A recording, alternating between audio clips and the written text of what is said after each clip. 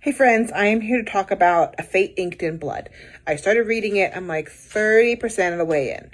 So, first of all, like walking into this, the only thing I knew about it was I'd heard that it was about Vikings, and I figured there was something about fate from the title.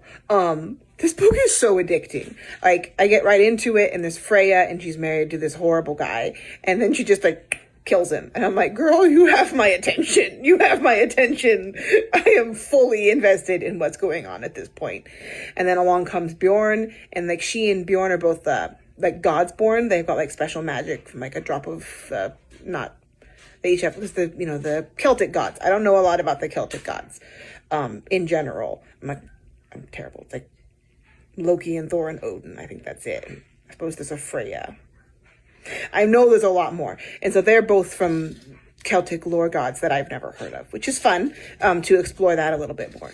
Anyways, and then she gets basically like captured and forced to marry this other guy who's Bjorn's dad, because everyone's trying to get her because there's a prophecy that whoever controls her fate will rule. And I'm really hoping that the controls her fate is going to be her. I'm hoping that she finally gets a little autonomy, because we've been watching her go from controlled situation to controlled situation and basically making tons of concessions to try and keep her like mother and brother and stuff alive and safe. So I'm hoping that she gets to control her own fate and that she gets to rule.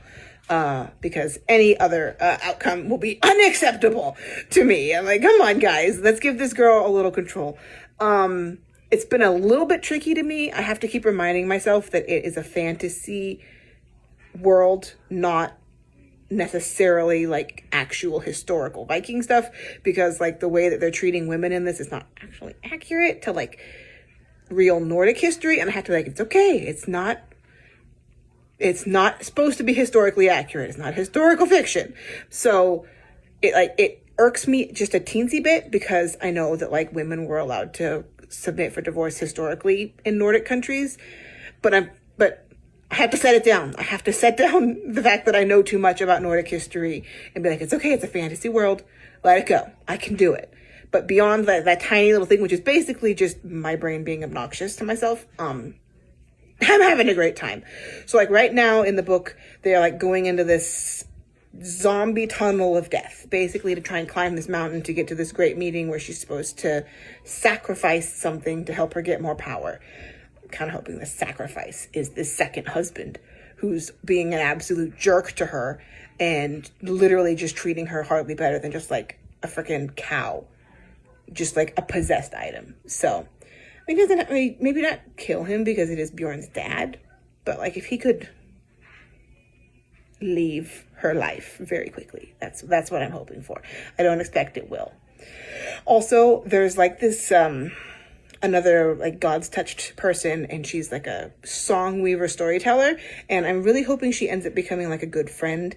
Everyone keeps calling her a spy, but I think Freya might actually come to really befriend her. I think she's gonna have a lot more depth to her as the story goes. So that is how I'm feeling about Fate Inked in Blood.